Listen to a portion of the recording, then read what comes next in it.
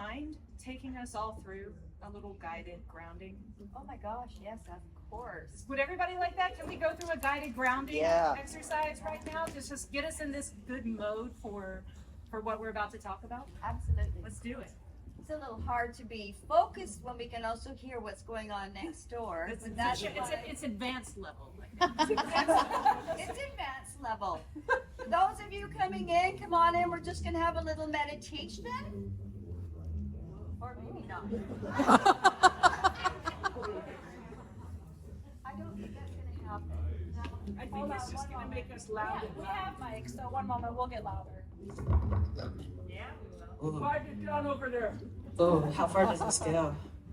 That's okay, I'll stand here. Are you gonna stand there? Okay. Okay, sorry about this, everybody. Trial and error.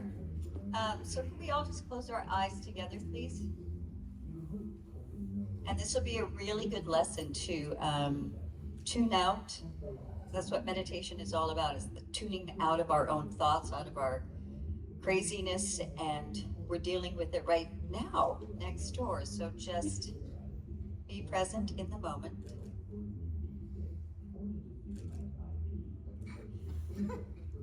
And we can laugh.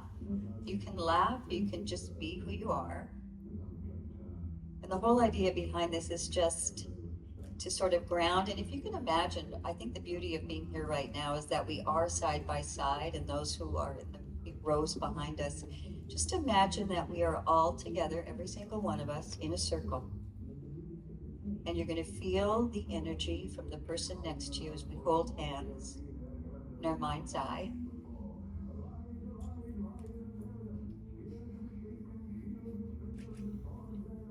And you're doing an amazing job as we listen to the movie next door. And normally what I do when we're doing this is I say, let's tune out where we've been all day. So things like times that we're on the phone, or we are on our computers, or we're on a bus, we're at work. We forget that everywhere we go, we expend our energy, we give out our energy. So I want you to just go back throughout the day, throughout the weekend, and just take your energy back. Just take it back.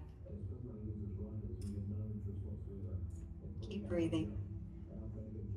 And this is a brilliant opportunity to practice patience.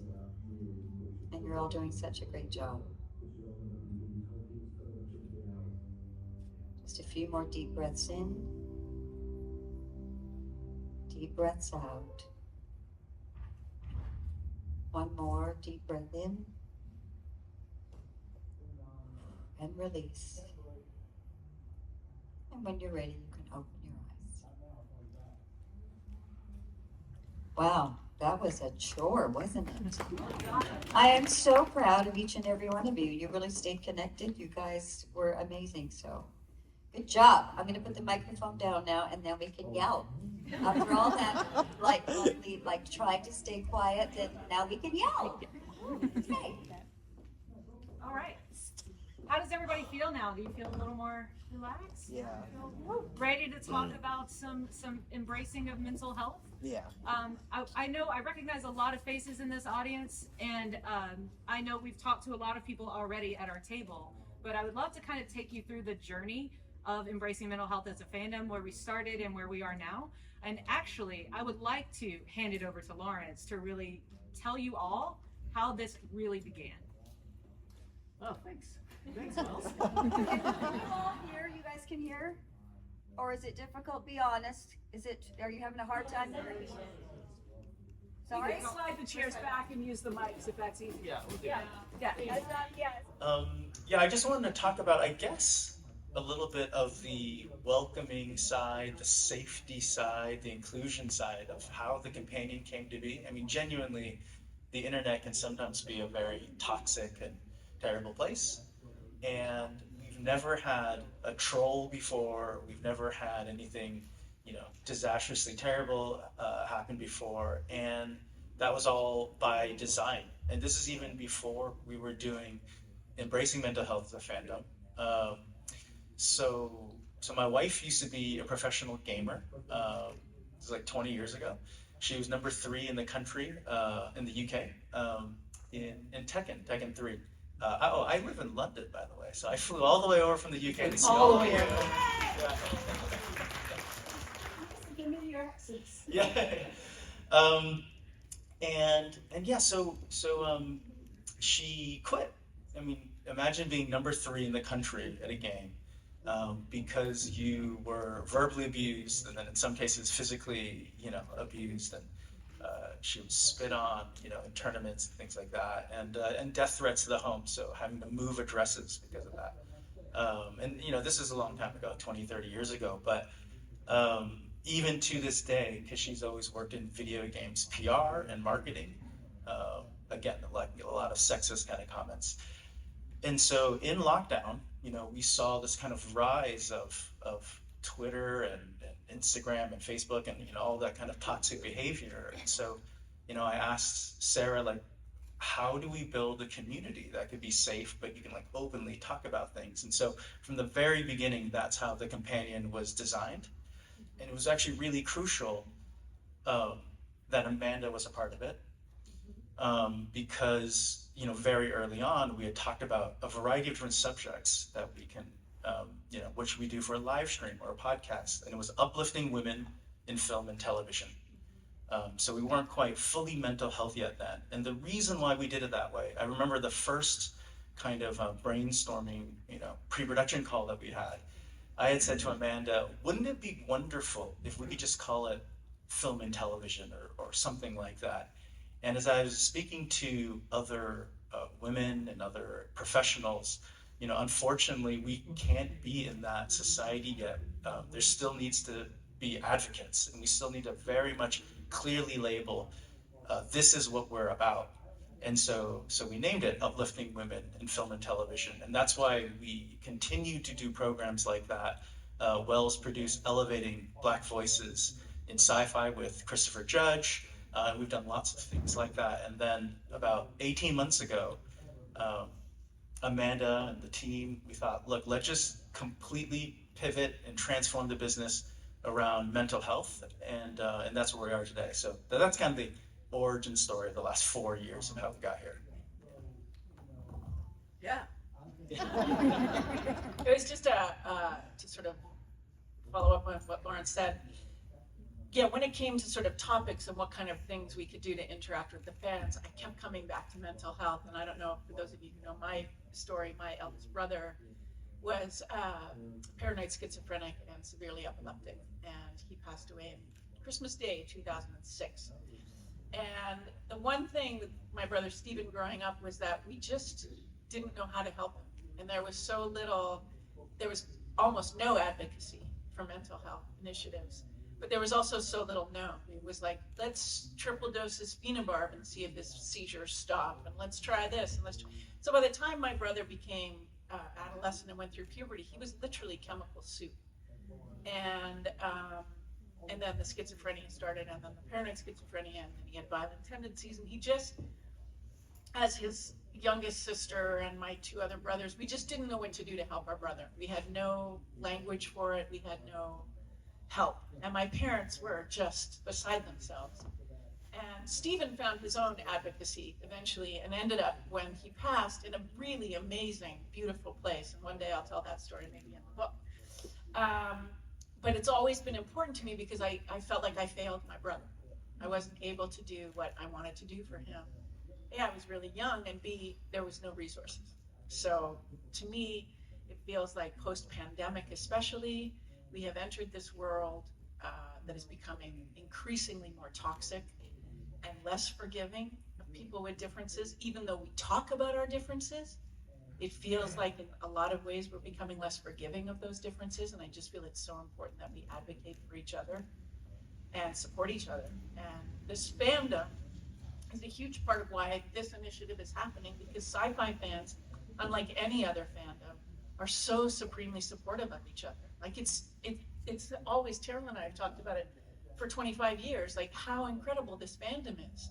And so all of it just came together. It came together so beautifully that this is the right place to launch this kind of initiative with these people and with this hope in our hearts that we can make a little bit of a difference and people feel less alone and people feel seen and advocated for. So that's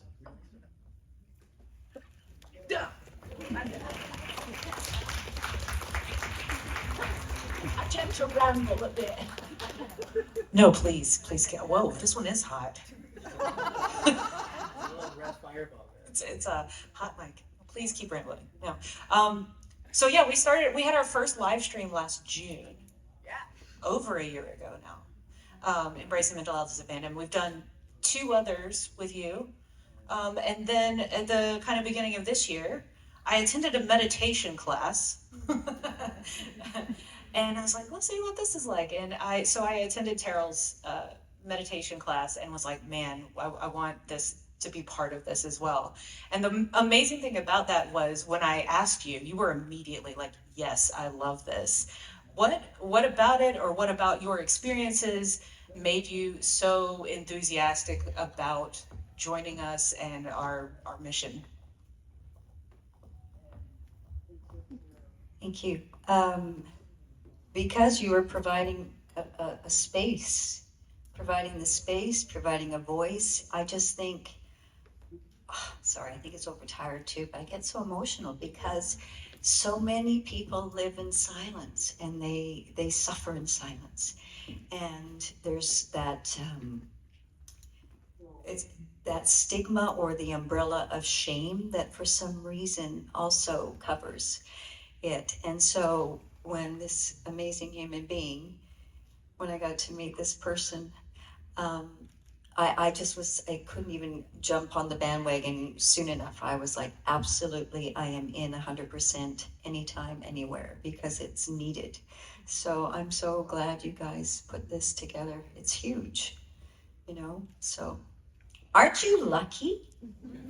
Aren't we all fabulously lucky to have this opportunity? And that goes out to you. I love that you all have a space, and from what I haven't attended a lot of the various gatherings, but there's a space for you to voice. There's a space where you can feel safe, and it's way overdue. So kudos. Thank you. To continue on that, to add to that, yeah, so we started with live streams, and we have, I think in part 2, was when we first did our first social hours, which are not hours, they're multiple hours at this point.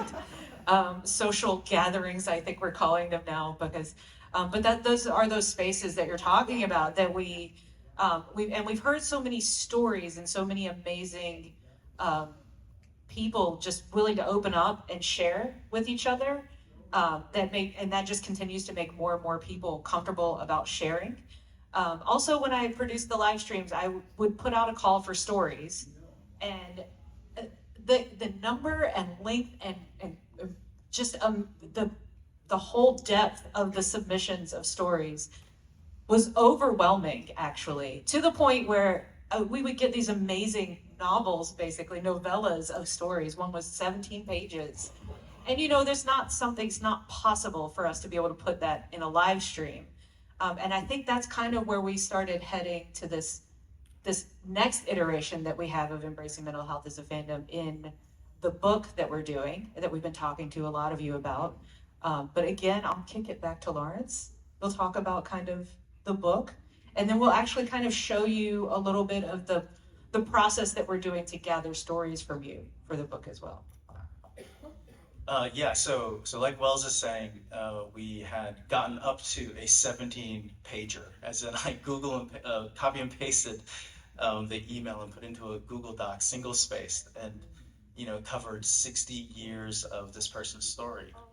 And I was like, whoa, highs and lows and everything in between. And so when Amanda and Wells, we were on a call, I was like saying, there's only a certain type of format that can be able to tell a story like this justice, and it's a book, right? It's not a website, it's not, a gallery or anything. Let's put a book together.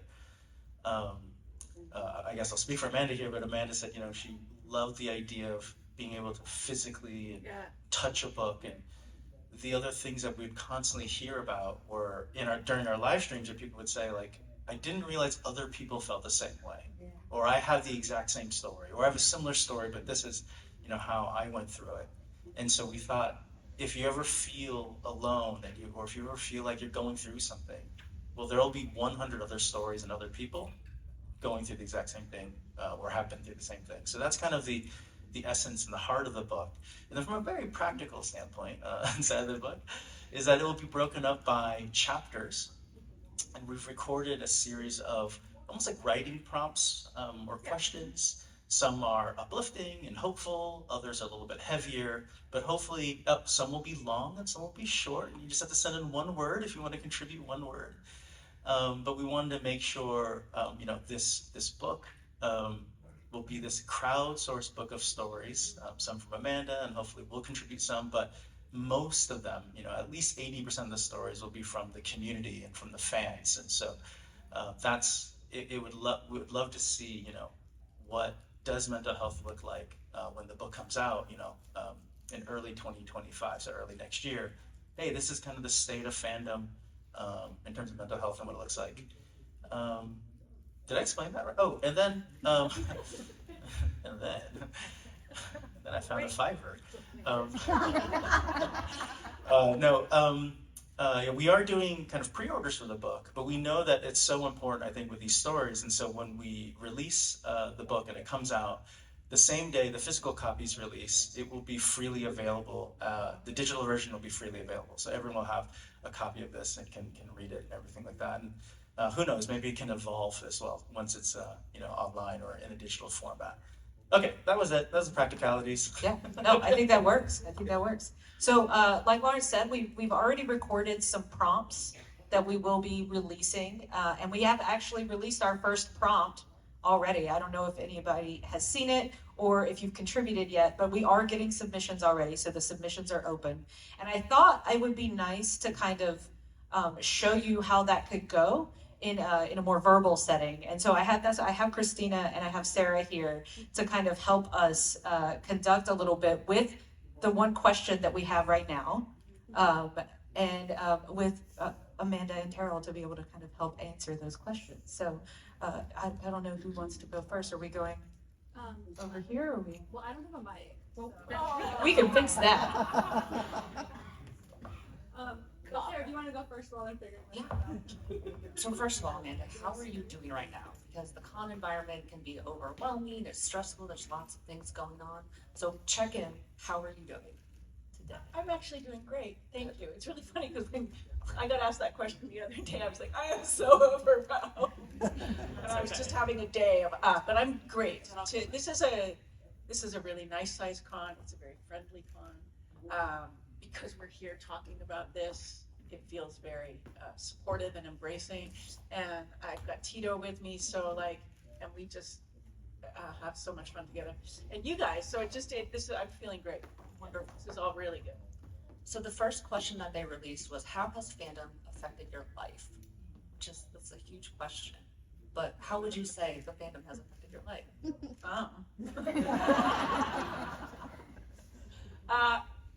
I don't even know how to answer that. It's immeasurable how fandom has affected my life.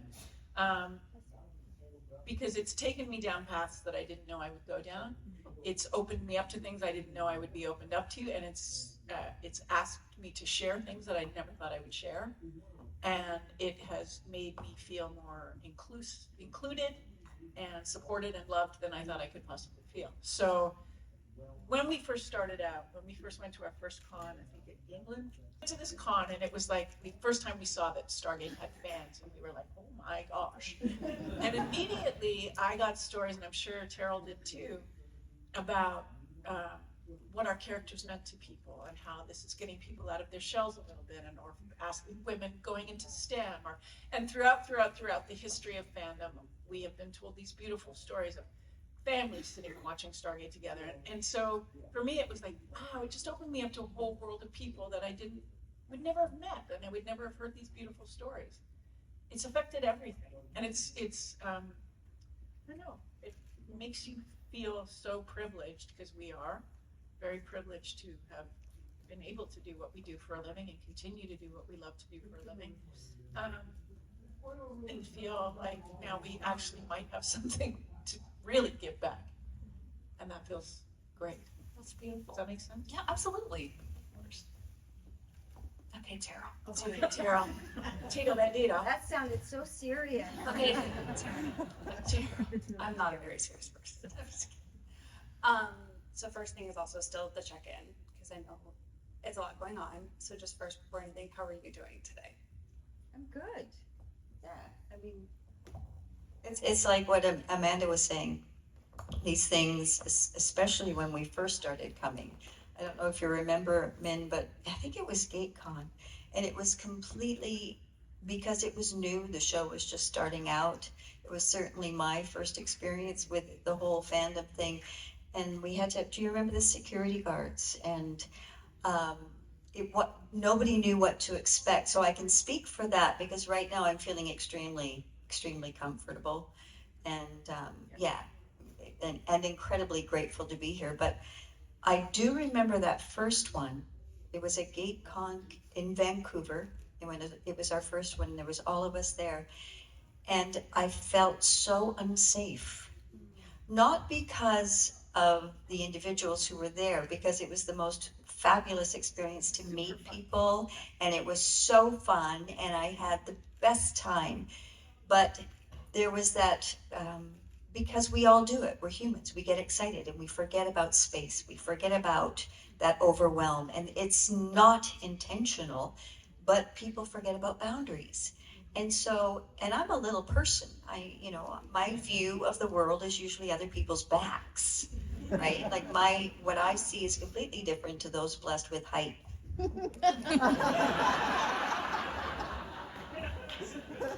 Yeah, over there. But it was like a swarming. Do you remember? Yeah. Do you remember that? And I did. I felt unsafe, excited because I was so happy. I felt pulled in so many different directions because I wanted to be able to spend time with everybody, but at the same time, completely overwhelmed. Today, 25, 26 years later, that's certainly not the case. And I love these. And to also go on what Amanda was saying with the fandom, you guys are the best. Like, what would we do without you? But I'm digressing. Did I answer your question about my check-in?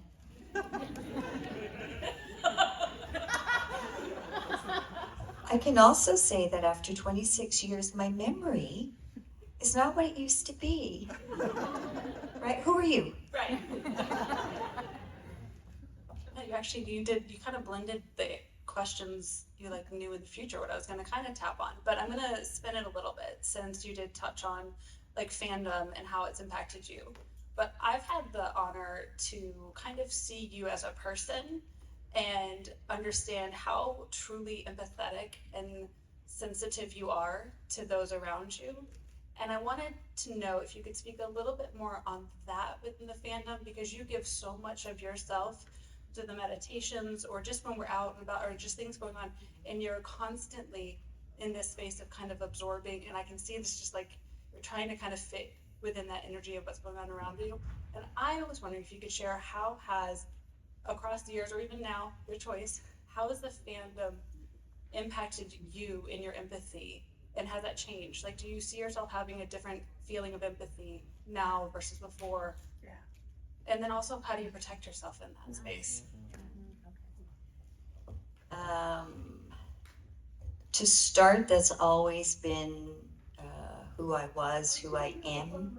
So even when I was a child, like a little kid, I always had that. And if there was somebody that was hurt, I would be the first one there. And I was raised by my grandparents. I think most of you know that.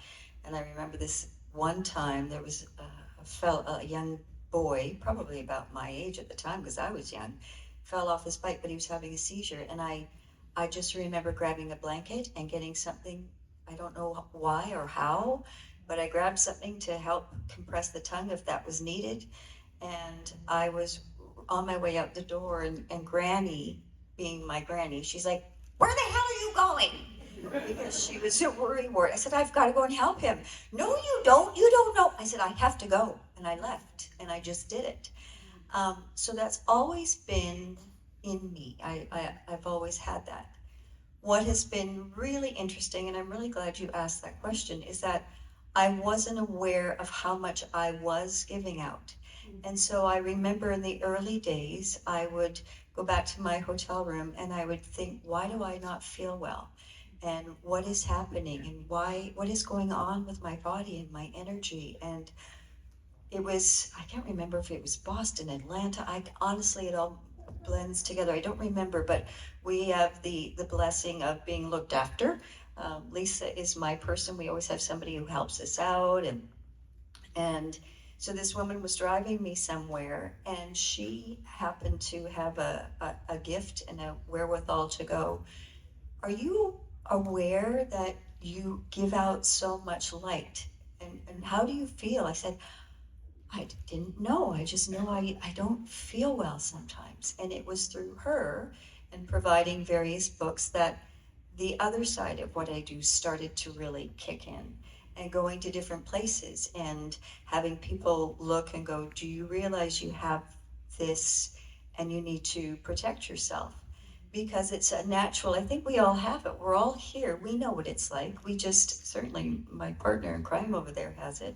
There's always been that thing where you just give. I've watched Amanda in the middle of whatever run to help somebody. It's just, it's there, right? It's in us, as I'm sure it's in all of you. So how do I protect myself? For me, it's just about knowing that I do need that quiet time and respecting my own boundaries and going, yeah, no, I need to check out for a minute. I just need to sit and ground, and I need to just allow this to go. Otherwise, I never understood why when I was in big, like I say, big rooms, big crowds, I was just not right. So that's how I do it. I just release it and let it go. But I also was aware, again at the very beginning, that there was this special thing about our fans, where I'd be in the middle of a cocktail party. I remember in Australia, eons ago it seems like, and people would come up, and it wasn't just, how did you get into, or can I ask you about episode so-and-so? I remember people coming up and saying, can you help? My husband and I are going through these issues right now, and Amanda knows exactly what I'm talking about. And me looking and going, okay, well, are you seeing somebody? Have you seen a, and well, no, we don't know where to go. And then I'm not going to go into details, but they certainly did, to the point where I was like, wow, okay. And thinking, okay, well, I really would suggest you do this. Like I gave them suggestions, and it was respectfully and kept quiet, and they went on to do different things. The same as, I think you remember some of our talks where we'd be up on an actual stage and they'd put microphones so there was a distance, but people would come up and you would think it would be in episode, blah, blah, blah, you did. But I remember this young person saying, you always seem so cheery. Well, I'm so depressed all the time. How? And that was the question. And more those questions were the ones that there was just that need, they needed, and there was a safety, they felt it.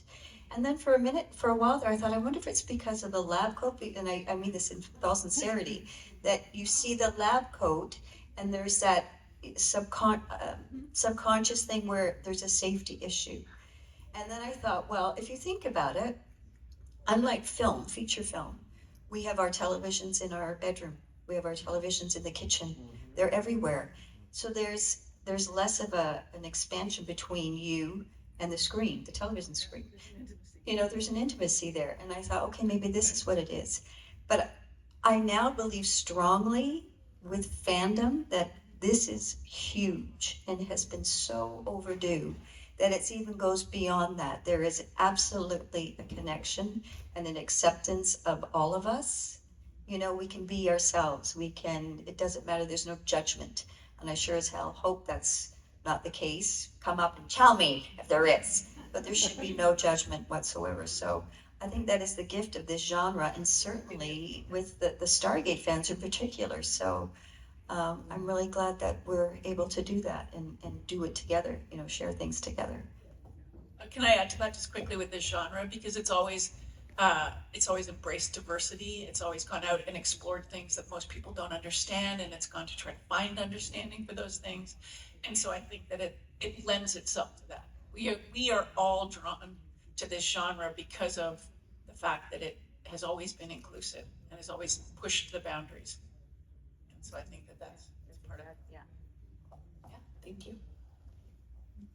Thank you both. I would like to be able to allow for a few questions, but before that, I want to tell you about kind of the next step that we are working on now. So I want to get in your mind, if you have a question or a short story, try to respect other people's time. I'm going to try to give you a little time. But before that, we were at a convention with Amanda earlier this year, and it was a fairly stressful situation. So being that we were a mental health movement, we decided, what could we do to try to help that out a little bit, try to make a difference. And again, the logistics guy over here, I'm going to kick it over to Lawrence. There's a pattern if you haven't noticed, to kind of tell you even the next step that we have going on, and it just to kind of even expand embracing mental health as a fandom, even that one step more, and especially into these live convention spaces and other spaces where it can be overwhelming. There are a lot of people that, it's not comfortable often, but everybody's doing it because they want to be at the thing they're excited to be at. So again, Lawrence, please tell us a little bit. Sure, yeah. It's just a very quick one. So, I mean, this convention was like, what, 8-9 weeks ago, maybe? It wasn't that long ago. And if anyone has tried to independently publish a book before, or write a book before, or write a screenplay or anything, you know it's a full-time job and it's a multi-year process. And so it's kind of weird and crazy. And I know people have said, like, why are you doing this like mental health pin project when you're already trying to do such a difficult book project? When we were there at this convention a couple of weeks ago, it was so chaotic, I think. And there were people, whether they had been diagnosed with mental health illnesses or not, or had visible illnesses or chronic pain and physical illnesses, it was so overwhelming. It was overwhelming for fans and it was overwhelming for staff. And so we came back, and within 2 weeks, we just thought we have to help. We have to do something, and we can, because convention season is coming up. Shore Leave is here, and there'll be another convention. And how quickly can we create something? Now, I live in London, and when you get pregnant, they give you a baby on board badge, right? And so they know it's a little baby on board. And so if you're on a bus or you're on the tube, the equivalent of the subway, people know to give up their seat. And it struck me, what an interesting non-verbal way to be able to communicate en masse that you may need a little bit of help or a gentle helping hand, or to give up a seat. And it reminded me of what happened at Basingstoke. And if you were really feeling overwhelmed, or you're really not feeling well, how can you communicate in a way that was nonverbal? So we have a prototype of these pins. A lot of us are wearing them now. Sign up to our newsletter, and we'd love to give you one of these kind of sample prototypes and let us know, does it work, does it not work, what things are working about it and not working about it. We'll be launching essentially a series of pins and tools and accessories to help with motivation and mental health and other things like that, really on Thursday, August 1st, so less than a week, in addition to the book. And even if other people are saying it's stupid or crazy or impossible, we're going to try it out and see how we can do it. So anyway, hopefully that's anything else to add, Wells, or is that No, that's pretty much it. Just that we have pins too. Right, so it's very, very simple. If you want to sign up to the newsletter or just find us outside, you go to amandatappingbook.org, and then it's just right there, just sign up. Sorry, Amanda, thank you for the URL. It's just your name and your email. And then if you're interested specifically only in the pins, you can just go to mentalhealthpins.com. We just try to make it really easy with these URLs. So it's exactly either what it is. AmandaTappingBook.org or mentalhealthpins.com, and all the information should be there. Okay. Thank you, Lawrence. Yeah. Okay, we have a little time, so I would like to open it up. I would ask, try to stay on topic. I know there's some other Q&A time, so something related to what we've been talking about up here would be great. And I already see a hand in the front in purple. Are there other ways to help contribute other than providing stories for the book? Other ways to help? Other ways to help. To help the book, other than To contribute, other than providing stories. Or the are there other project in ways? general? Or the Other project. ways to contribute? Well, the biggest thing that we've always had is that not enough people know about it. Can you repeat the question? Yes, the question is, other than, sorry about that, yeah, other than being able to like write a story or contribute, submit a story to the book, is there a way to be able to help the project? And for sure, yeah, the biggest issue that we have is getting the word out there. You know, we are only a few people, and yeah, so that's. Be on the stage. Yeah. Basically, yeah. We Spread the also word. have a Discord. If you join our Discord, we oftentimes will ask members and fans directly, do you like this? Do you not like this? Poll, we jump on Zoom, we do little meetings, you know, might be 6 of us or 4 of us, and we'll tackle a problem. So that's another way to help as well. But for sure, I'm imagining most of you didn't know about this project before, and it's been going on for well over a year, so you can kind of see where the kind of biggest issue, I guess, is, which is essentially awareness and letting people know what we're doing. Is it right there? Yeah, first of all, I have something for Amanda that you might like at the moment. Is it a Kleenex? It's a tissue. Yeah. It's a tissue, Yeah. thank you, darling. You're welcome. But you know, my own personal experience was that, and I mentioned sort of a bit to Teryl earlier, was that the first time that I attended, well, the only time I went to GateCon was back in 2004. And I had been diagnosed with depression just a month earlier. And 2 days before I was due to fly out to Vancouver, I was fired. I was laid off from work, completely unexpected. And it actually was to do with my depression. And it was just overwhelming. The meds that I'd been put on were just playing havoc with my sleeping patterns. And I have reason to believe that is why I was laid off. Because I've had a review just a week before and there was no concerns at all. So to hear them say that they were suddenly cost cutting and just did not make sense. I knew that was the only thing. But I got up to GateCon and I was with people I had never met before. Some of them I had known online. You know, I flew from where I was living at the time in Arizona to Phoenix, met a friend there at the gate, we flew up together, met somebody else then in actually the immigration line at Vancouver Airport, and got the shuttle bus, and it was all people that were just chatting. And it was just that amazing sense of people coming together from all over North America. Yeah, I think there was one guy I knew that came from Australia as well for it. And it was just this sense of togetherness, laughing and joking. And I'd never really been to conventions. Well, I'd been to one convention previously that was so busy. There were more people in attendance than there were seats in the auditorium. Oh, wow. Yeah. So just to be able to actually be in a smaller event was fantastic for me. And I love now coming to Shirley. This is the first time I've been here in over a decade. But I love the fact that I've come by myself, but I found people to talk to. I ended up chatting with somebody who it turns out we have a mutual friend. And it shows how small the world it is. That's amazing. That is I didn't know I was, you know, and other people were like this. It's just being able to have that connection and understanding. Yeah, thank you for sharing that. It's huge. Yeah. I see. Well, I was just gonna say also now with mental health, Yeah.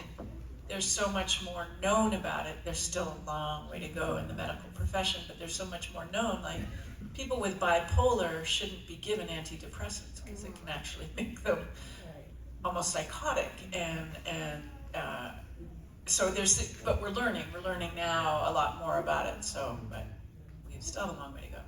So, thank you. I see a hand right back there. I actually just wanted to say, it's just a statement, that as inclusive as we as the fans are, it really does come down to us from the start. When we come to talk to you at your tables, and you take the time to tell us stories like your brother, and you take the time to tell us how you're doing, you include us in your life, and we feel safer including each other.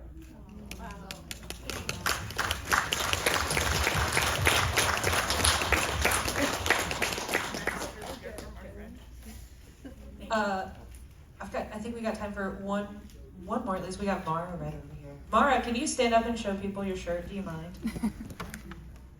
Yay, Mara's been with us for a very long time as part of the movement. So thank you, Mara.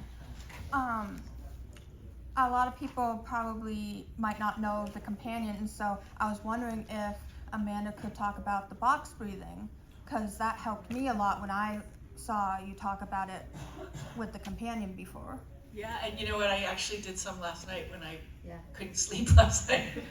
In the middle of the night, my mind started racing. Because I don't know about you guys, but my brain sometimes is a complete and goes, oh, great, you're awake. Let's worry about the thing you said 30 years ago that you can't do anything about. Yeah, let's worry about that.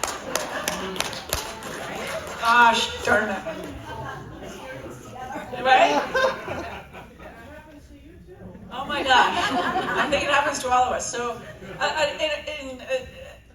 in line too with what the wonderful work that Teryl does, but box breathing is super simple. It's, grounding yourself, putting your feet on the ground, taking a deep breath, keeping yourself still, and then you breathe in. I'm now doing it for a count of 5, at 4, whatever feels comfortable. You breathe in for 4, you hold it for 4, you breathe out for 4, you hold for 4, and you just keep going around the box.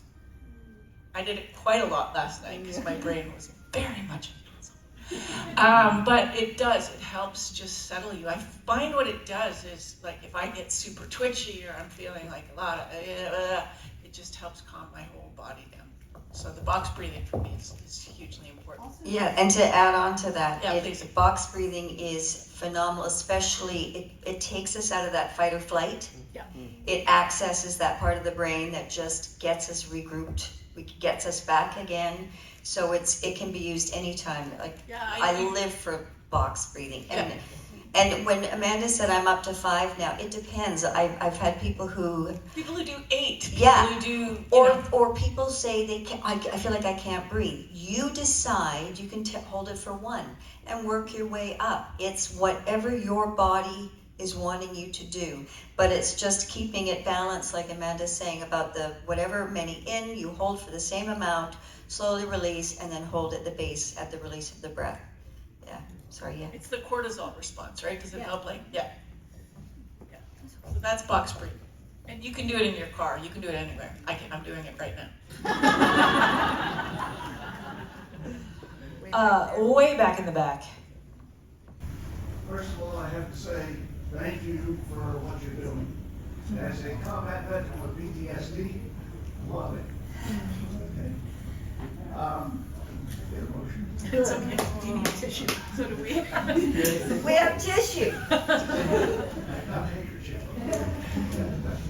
I have to say that first of all, being over there, very difficult. Coming back, it's even more difficult.